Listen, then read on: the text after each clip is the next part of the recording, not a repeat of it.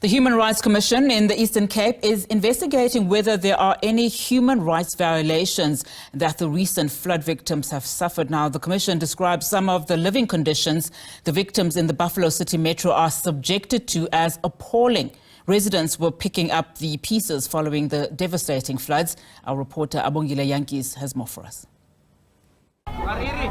While efforts continue to provide relief and assistance to the people who are flood victims in the Eastern Cape, particularly in the Buffalo City Metro, the Human Rights Commission in the province has also stepped in to assess whether any human rights violations have occurred here and to these flood victims. Let's bring in the Commission's Dr. Eileen Carter. Ma'am, thanks a lot for your time. What are you doing here? Kindly explain. So we've been on the ground because we know that the floods have really affected this community amongst others. And what we unfortunately found is a community that is living in undignified circumstances, and we need to certainly intervene. But what we are positive about is that we are seeing cooperation from all sides of society. We've seen the councillor here on the ground. We have seen the mayor has visited this area. And even more so, Gift of the Givers and civil society has stepped in to assist as much as they can. But unfortunately, as we know, the assistance can never be enough. And it's temporary relief. Kindly elaborate on that. Absolutely. What we have discussed with the mayor is that there's an area identified for this community to provide relief and to relocate them to.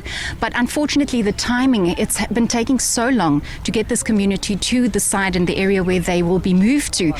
Amongst others, the issue is the temporary shelter and housing and structures that need to be built and provided. So we call upon all the stakeholders, human settlements, to come and step in, because we cannot waste any more time. This is not a new occurrence. This is certainly going to be repeated again as we look at climate change and the patterns of the weather as well. So it's time for us to act with a little bit of urgency, but we're also thanking the structures and the stakeholders who are on the ground and who are taking this quite seriously. And surely it would bring more pressure on them to act, but really there are backlogs of housing in the province and even countrywide.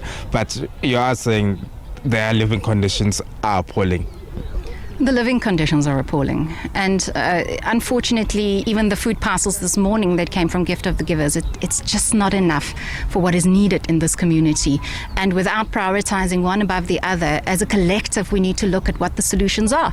And like I say, these circumstances are certainly going to be repeated, and we need to look what the Constitution is saying. And the Constitution says people have a right to housing, but even more so, people have a right to dignity, and that is what we're calling upon now.